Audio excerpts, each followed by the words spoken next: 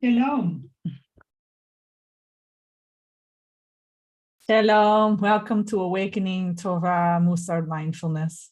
I'm Rabbi Chassi Oriel Steinbauer. We will begin in 1 minute. Allow yourselves this minute to settle and arrive.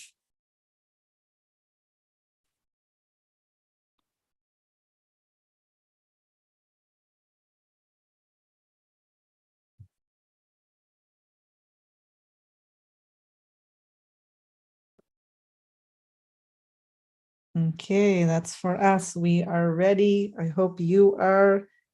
Thank you for joining today on Sunday, March 12th. It is 7:30 p.m. here in Haaretz in Israel. Obviously, there's been daylight savings for some of the United States, most. So for some of you, you probably arrived an hour earlier. And I apologize for this. It'll be this way for 2 weeks, that we will be still on Israeli time at 7:30. And then we will join you back together when it's appropriate for 12:30 Eastern Standard Time. So if that was you, if you were in that boat today, I apologize that you weren't able to be here live with us, either on Zoom or on our live streaming and the YouTube channel or Facebook. You can also find us on Twitter and LinkedIn. So please visit our website for updates at kehilatmussar.com. I'm delighted to have you here. We are covering the Torah portion of Tissa. Very important. That took place yesterday on Shabbat, Saturday, March 11th, which was Yud Chet of Adar, the Hebrew month, the date of the 18th of Adar. And it's the 9th parasha, the 9th Torah portion in the book of Shemot and the book of Exodus. And it's actually our 21st sitting of this Jewish year of 5783, Tafshin Pei Bet, Gimel. So delighted to have you here. If you're new, welcome. Just to give a quick background, we look at the weekly Hebrew Bible, the Torah portion, from the lenses of Mussar and mindfulness, of the Theravada Buddhism traditions, and Mussar coming from the Jewish tradition. And we use the knowledge and insight of these two beloved ancient traditions to inform and really bring light and freedom and insight and joy into our learning, to learn from what God wants us from the Torah and what our ancestors want us. So delighted to be here with you. It's such a gift and a privilege to be able to offer this public offering to you each week. We do welcome your donations and sponsorships. Just be in touch with us, reaching out via email or calling or WhatsApp, and we will arrange that for you. You will also find the audio that will come after this on podcast, wherever you listen to podcasts, and we also become live on Insight Timer if you want to join us there. So welcome. We always begin with our kavanot, our intention for today's practice. I'm going to share screen for those of you visiting on video, for you to see what we have. For the rest of you, I'm going to read out loud what we have here. So we always have these same kavanot, these same intentions for our practice. And basically, we see this practice and this time together as doing acts of radical self-care, as acts that are going to actually draw us closer to others in service of others, and also to strengthen our relationship with God, with Hashem, with the divine, however you may use, what term you may use, what you may call God. So we say that this is something that we're doing right now, this 45 minutes together, in order to strengthen our own souls, in order to strengthen our relationship to others, in order to strengthen our relationship with the Creator. And that we're doing this in order to be of benefit to others in the future, in order to do avodah, in order to do service to God. is by caring for others, to be a better conduit of God's good to others. The basis, the theoretical basis for this is based in Mussar, and in particular comes from the Altar of Kelm works, from the Mussar school of Kelm. It comes from Rabbi Shimon Shkop's work in the introduction to Sharei Yosher, where he really lays down the theoretical foundation of why we do this Mussar path, right? This Mussar mindfulness path. It is a path. It's not just practice. It's this path towards holiness, and that we really are doing this to be of benefit to others and to carry the burden, bearing the burden with others. So it's primarily based on the work of those two people, but their disciples, their students, carry on that legacy. You'll find some of this wording and work also in Rabbi Shlomo Walby, Zichrono Livracho, in memory, his memory, beloved memory. He also touches a bit on this. Okay, so these are our kavanot, our intentions for today's practice. May we merit fulfilling this today. So we have the privilege and the blessing to jump into Ki Tissa.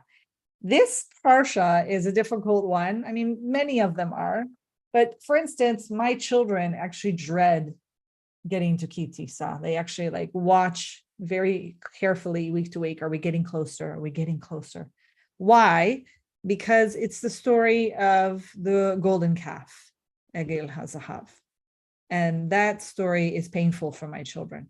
They don't like seeing the fall. They don't like seeing the sin. They don't like seeing and witnessing the reactivity, the anger, the lack of anger management, both on the part of God, later by Moshe. They don't like, it's like there's lots of attachment to the way things they ideally wish and want to be, and then what they witness.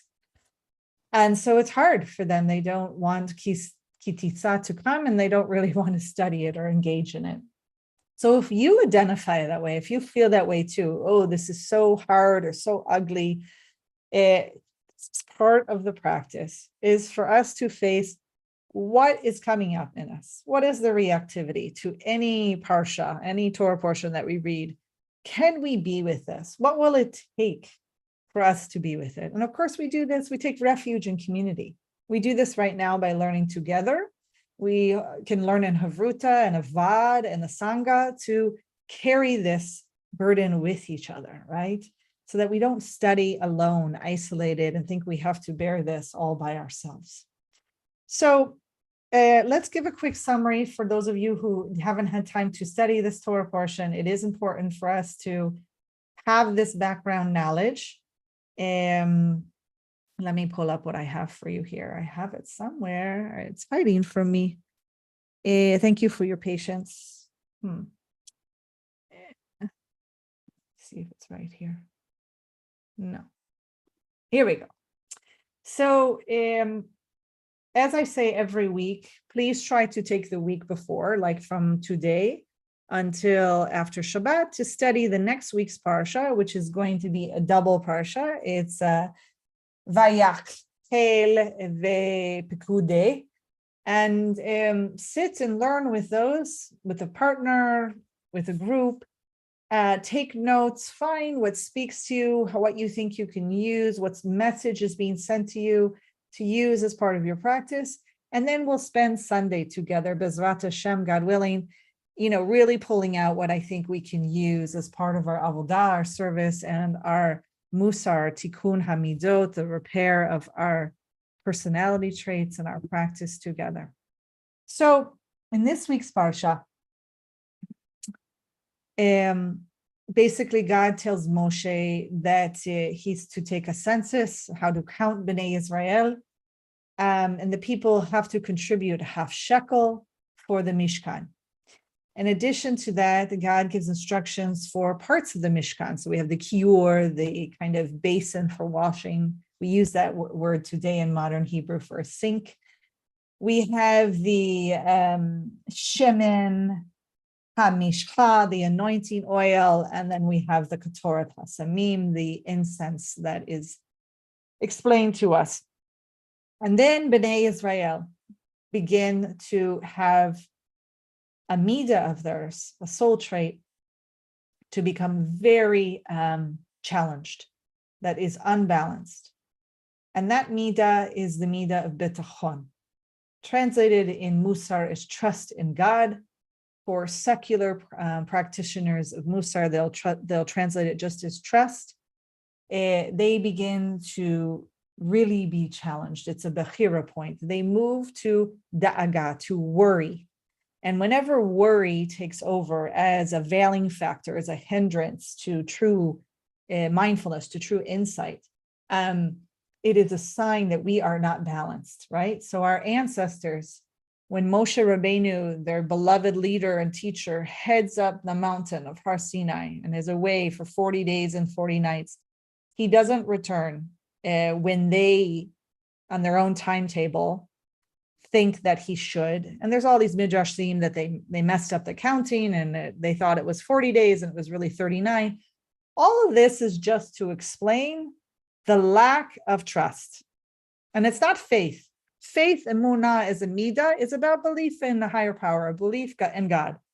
They're not questioning their belief in God. They are having a lack of trust in God, a trust in Moshe, that he's going to return and everything that is meant to be is going to be. So they worry. He takes a long time to come down according to their hearts, how they're feeling.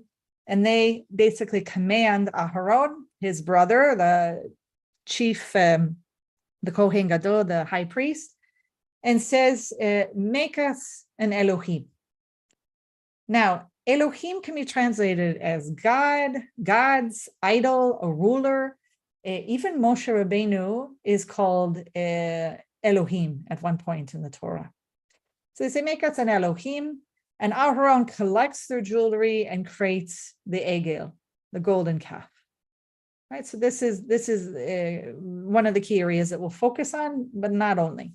Then, in more summary, God in reactivity to this, I don't read it as a response. I don't read it as a healthy response. God wants to destroy Bnei Israel, but Moshe pleads for forgiveness. So we have God's reactivity, we have Moshe's response. What I see is a very healthy, strong, courageous, balanced response.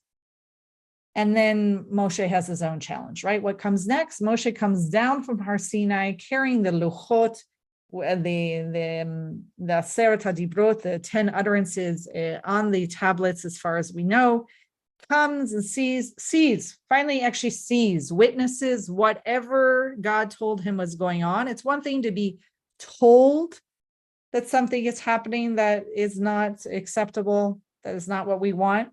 It's another thing to actually come down and witness.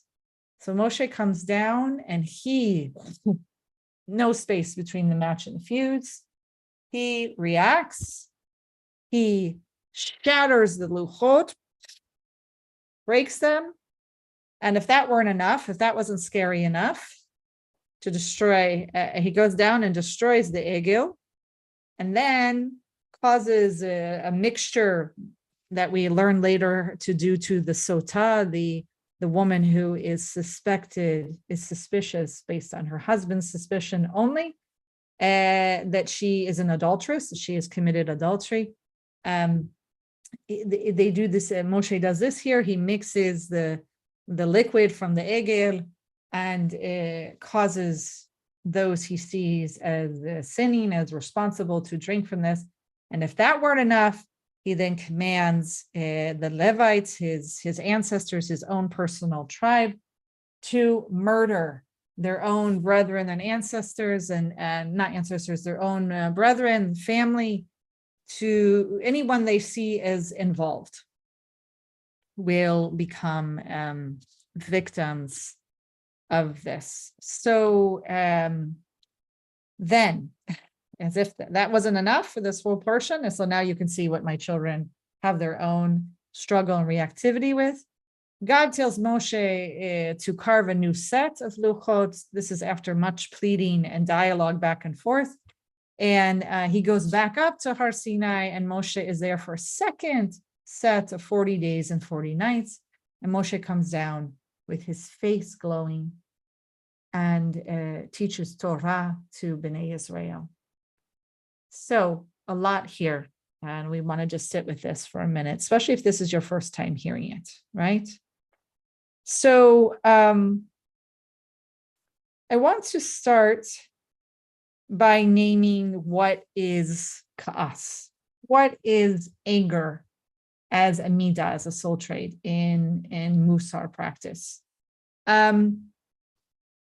So for some, like the Rambam and others, there's a whole tradition in Judaism that anger is something to be eradicated, something that is so negative that will never lead to anything life-affirming or positive, that you must try to get rid of anger. Now, of course, we can't translate exactly what they meant by that, because there's all sorts of cultural norms and time and place and social location that lead to the words of Rambam and others, that we might not understand exactly what he means by anger. It's just a feeling of anger. What is the feeling of anger? Is it the acting out on it? The consequences? There's lots of things you could look at anger, but there's really this tradition that anger is something to be eradicated. Later on, you will start to have voices, and even today in modern Mussar practice, that recognize that anger is like any other midah that has a healthy balance form of experiencing it, accepting it, even maybe communicating with it, through it. And then there's your extremes, your unbalanced. So if we have this continuum of healthy ka'as, healthy anger right here, you have this unbalanced form of too much anger, which we see as rage, rashness, reactivity. This side, you have too little anger. It's the people who often stuff. We see it often coming out in passive-aggressive behavior and maybe even blowing up once in a while, right? Because they stuff. Okay, so these are the common behaviors and actions around it, all right? This might actually account for like why Rambam is so nervous about it, because there doesn't seem to be a lot of room for healthy way of sharing and expressing anger. Okay, so but what we have today in modern practice is, thank God, also because of mindfulness practice, this real honing in on recognizing anger, how and when it arises, what is the felt sense in the body, accepting it instead of trying to push it away or over-identifying with it, like I am the anger, I'm bad, or I'm not going to feel this anger, I'm going to push it away, I'm in denial. Instead, it's just really accepting and allowing, investigating it, the felt sense, the embodied sense, and then really nurturing ourselves through it, like the shared humanity, the self-compassion for that we recognize everyone experiences anger, and that we too are experiencing it, and that we with mindfulness come to basically a really healthy, life-affirming way of sharing, I'm angry, and naming it, right? So some of the beauty I have to share with you in some of the teachings this week. One of them comes from Rabbi Marie Cherno, which is coming out of the Mussar Torah commentary. She has a chapter on ka'as, on anger with Tissa, and she teaches, and I'm hoping that I'm getting the gender correctly. I don't always know based on the name, but that this rabbi teaches that anger is almost always triggered by a breach in relationship. So this is an important thing to first notice, okay? So I'm going to take you through this. So the sin of the golden calf, right? That's what it's called, is really a breach in relationship, okay? A breach of expectations, a breach in how to face and accept the anger and to work through it in that relationship.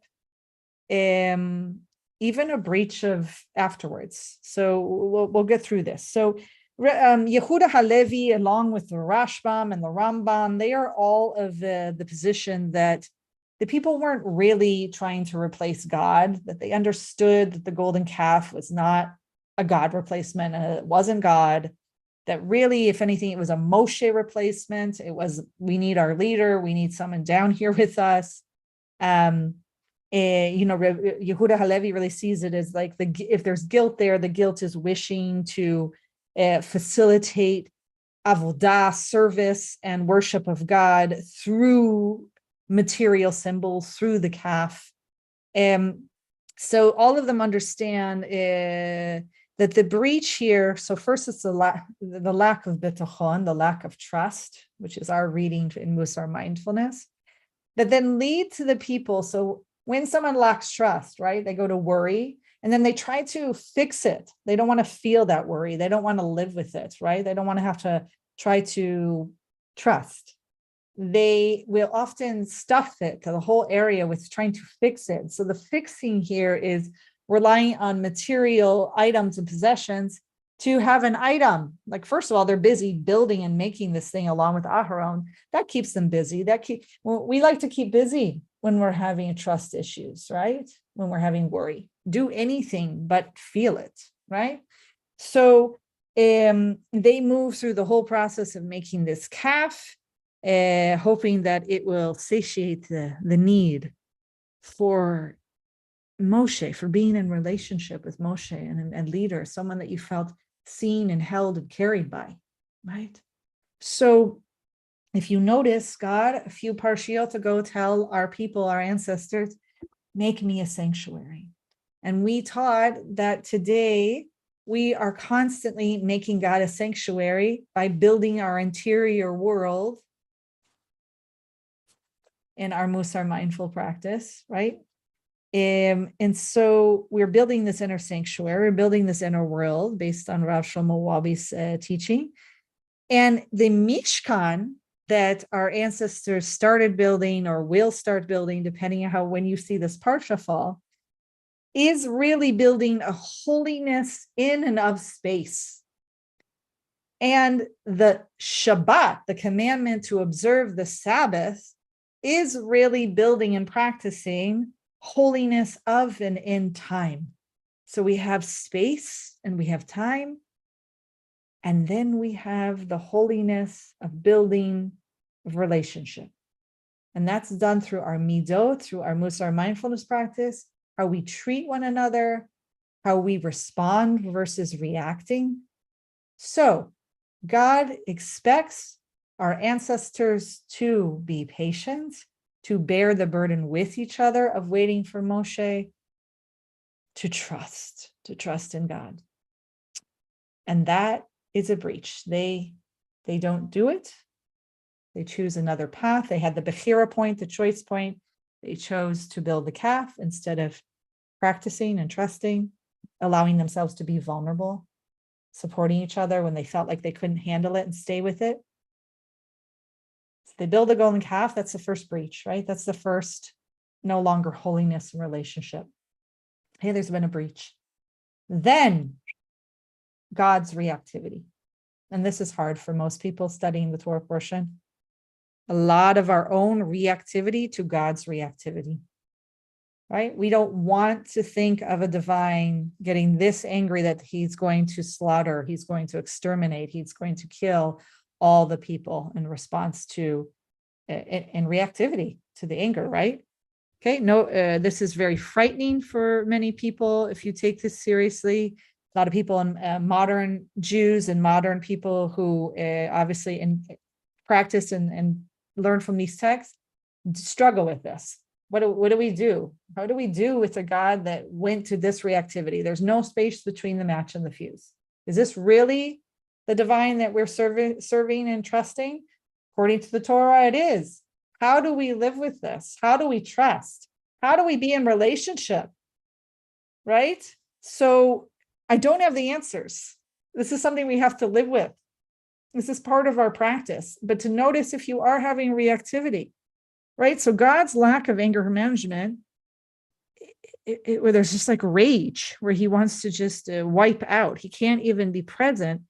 It's almost to the point where he's engaging in idol worship, right? With it, and this is the beautiful insight of Rabbi Cherno here, that when you go to such rage and anger where you're blinded and can't see, it's a form of idol worship, and God almost goes there, right? But because of Moshe, and maybe because of God's own practice, right? When God says, leave me alone, leave me alone. Like, I want to be left alone, which is really a saying like, don't leave me alone with this rage. It will consume me and I will consume everyone with it. Moshe helps God control God's divine anger. There's obviously still consequences, but helps bring down the embers, right? Bring down the flames. And Moshe begs for forgiveness and does it through an act of love. Moshe, so if we want to know what love is, what ahava is, especially as a midah, it's not necessarily a feeling or emotion, it's a verb. It's a deed. It's what you do. It's how you carry each other, how you bear the burden with each other. And Moshe, he does everything in his power to save this people. Sides himself with them. If you're going to kill them, you're going to blot me out too. I am with this people. We are your people. The constant back and forth of the people, my people, your people, and what language are you going to use to show that distance or closeness or forgiveness is really intense in this Torah portion. So, as I said, the stimuli was this lack of trust, the breach, God's reactivity, Moshe's response. Really, if we could have just left the story there, that might have been enough. But unfortunately, Moshe comes down that mountain and has his own reactivity, his own lack of space between the match and the fuse, his own acting out so that it causes harm and suffering to others, that there ends up being murder. So, but what all this practice in working around all this together is to address this concept of holiness in relationship and within, which is our practice today, right? We have Shabbat, obviously, thank God. We still have the holiness in with of time, thank God. And we all have our little, Mishkan Ma'at at our own tables in our house. And we have it in our Bate Knesset and our synagogues and Jewish community centers and wherever you may congregate together, minyanim, private, public. These are all kind of holiness in and of space that we are, continuing through our ancestors' teachings and passing on to us, thank God. And our practice here in Mussar Mindfulness really is this addressing holiness in relationships, holiness within, and how we can continue to hold this. So what is it that I want us to do today in practice? One of the key things that we notice Moshe turn to and rely on, a couple of midot that have to be very balanced and strong in order to face someone's rage. Rage is so strong that most of our ancestors, our Parshanim and our rabbis teach you shouldn't even look at a person when they're in that state. You should definitely try not to negotiate or speak to them or calm them down. It's a recognizing that there's something dangerous there, that the person may cause harm and suffering both to others and themselves. Moshe really makes himself quite vulnerable by interacting with God when God's at that height of rage, right? Moshe could have been harmed. And it's really profound that he was courageous enough and a dedication to and his love for the people. So he relies on honor, on kavod, both honor to God, to know and trust that God will bring God's divine wrath down and has that ability. And it's honoring that each and every soul is a holy soul created in the image of God that's worthy of living, worthy of being in relationship. It's also relying on deep, deep mercy, compassion, rachamim, that even when you have sinned greatly, even when you've done a huge breach in the holiness of the relationship and the holiness within, that there is teshuva, that there is returning and taking responsibility. And Moshe so profoundly believes this that he stays present and uses those midot as a path and a practice. So for us, we need to rely on kavod, on honor, and compassion. We're going to engage in a compassion practice for others and ourselves, self-compassion in our mindfulness meditation practice. Before I begin, we always want to keep in mind that we will take what we learned from today and apply it during the week, Bezrat Hashem, God willing. The first is I want you to journal after this. What are your obstacles? What are your obstacles when you've breached a relationship or your holiness within, or someone else has? What are your obstacles to practicing gevurah, strength, self-restraint of that anger, of that rage? What gets in the way, right? We could even think what led to that divine wrath almost exploding. Thank God, God contained it, and we still witness it and live with it, right? Still have to teach it to our children and work through it and be with that difficult, uncomfortable reactivity, okay? You always want to ask yourself, what am I feeding? Because what you feed, what you practice, what you do is what you become. So with that, we move into our compassion practice. I invite you to one of the 4 mindfulness meditation postures, standing like in a strong mountain pose, Har Sinai within, right? Har Chorev. You could be doing the walking meditation. You can lie down. If you have vision, I encourage you to keep your eyes open so you remain awake and alert. If you're like me on a chair, I invite you to come to the edge of the seat so that you can sit upright and not lean back and fall asleep with a slumpy posture. If you're on a meditation cushion, on zafu, you know how to sit. For those of us sitting in the chair, ground your feet so that you feel held by the earth. Allow your hands to rest wherever is comfortable. For some of you, you might want to hold your heart. And we begin with 3 deep cleansing breaths. Inviting awakeness, alertness, being here in the present moment, inhalation. And exhaling, releasing any tension in the body. Inviting insight, the gift of awareness and mindfulness. Inhalation. And exhalation, releasing everything. And finally, another deep inhalation. Allowing yourself to fully arrive. Invite you to close your eyes if you feel safe. You're welcome to lower your gaze if you want to keep your eyes open. Again, if you have vision.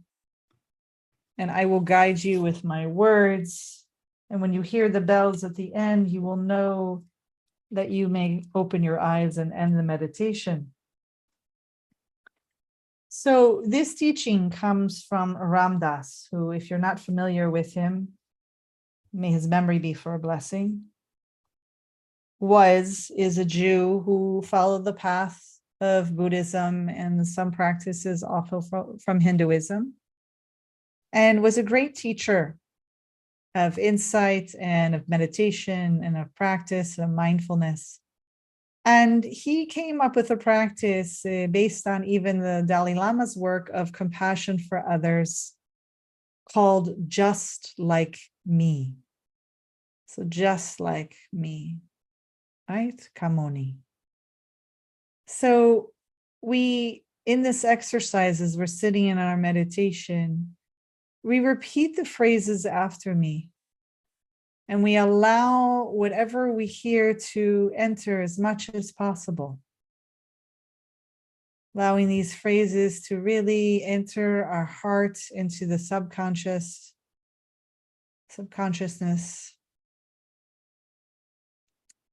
seeing if there's any reactivity and honoring it all. There's no need to fix things or push it away. Just being with whatever arises, welcoming it as a gift. And so silently to yourself,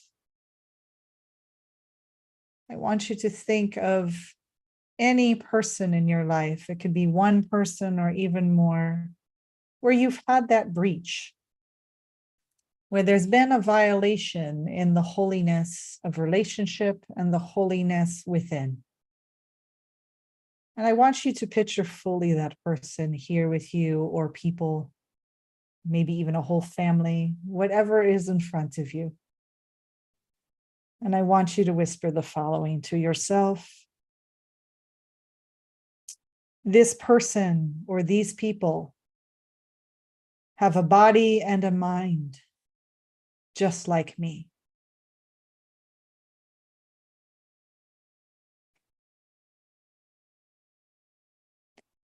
And this person has feelings, emotions, and thoughts just like me.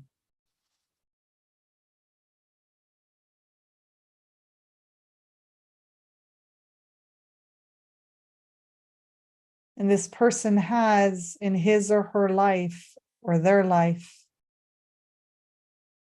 experienced physical and emotional pain and suffering, just like me.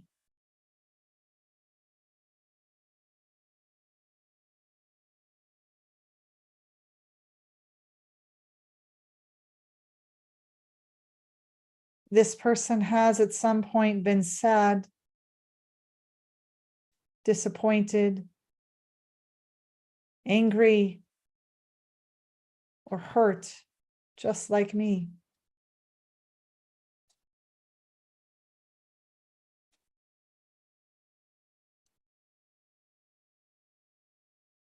And this person has felt unworthy or inadequate, just like me.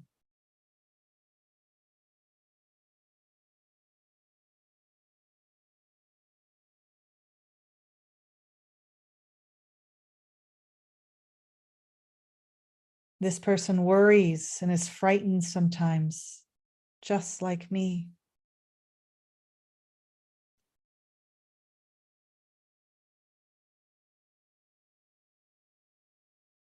And this person has longed for friendship and love, just like me.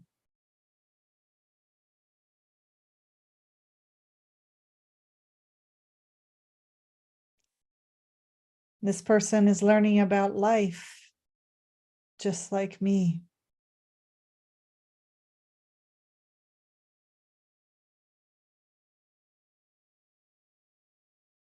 This person wants to be caring and kind to others, just like me.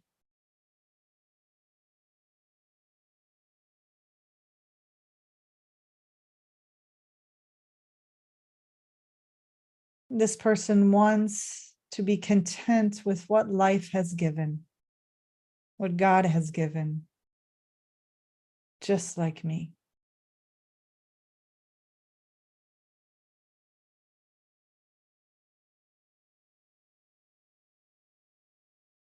And this person wishes to be free from pain and suffering, just like me.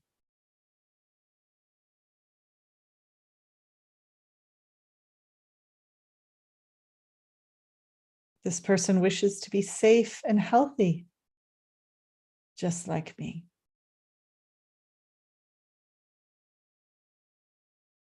This person wishes to experience joy, just like me.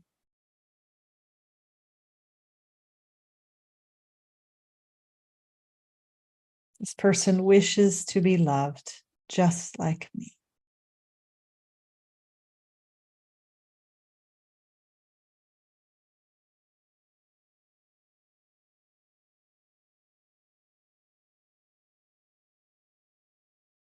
Now we allow some wishes of well-being to arise towards ourselves and the other person or people. And we say, I wish that this person have the strength, resources, social support to take refuge, to practice, to navigate, to have the spiritual dexterity to be able to pivot the difficulties in life with ease, with support, with the path. I wish that this person to be free from pain and suffering. I wish that this person be peaceful and happy. I wish that this person be loved. Because this person is a fellow human being, created in the likeness and image of the divine, each and every one holy soul, just like me. Allow yourself to sit for a minute in silence, allowing that to enter, that great honor and compassion for others and self-compassion towards ourselves.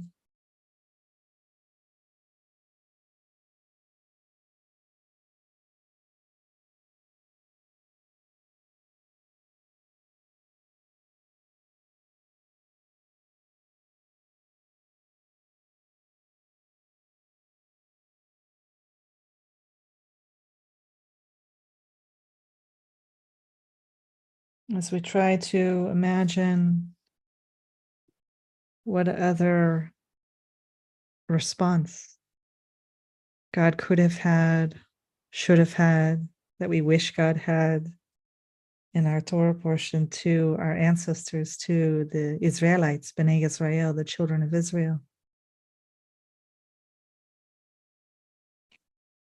Rabbi Chernow offers, and I quote, I didn't even realize how important your loyalty, read here, love, loyalty was to me until so much anger rose up that I actually wanted to kill you. Think in your own life with this person or people in front of you right now. What was so important to you in your brit, in your covenant of relationship, of your holiness and relationship and your holiness within was so important to you that you acted out with anger and possibly rage.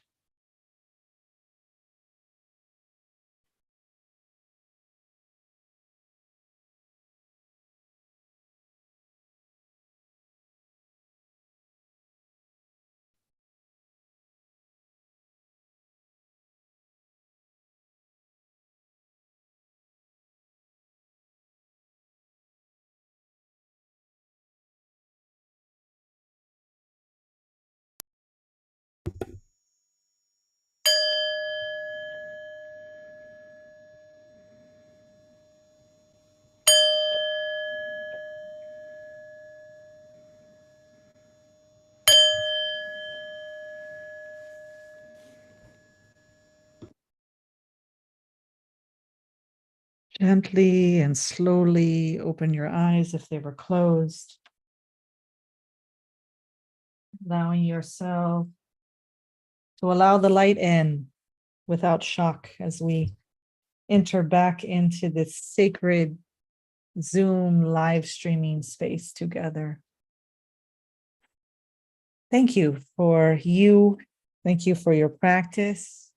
Thank you to God and our ancestors for passing this down to us. Thank you to our Vad and Sangha. Thank you to the teachings of the Buddha and the Dharma, Thank you for the Torah. May we merit bringing God's good to others through our practice and teaching today, that we head out this week and come deeply aware of how our anger sits within us. What gift is it? What attention does it want us to give? What does it need from us? That we honor that holiness in relationship and holiness within.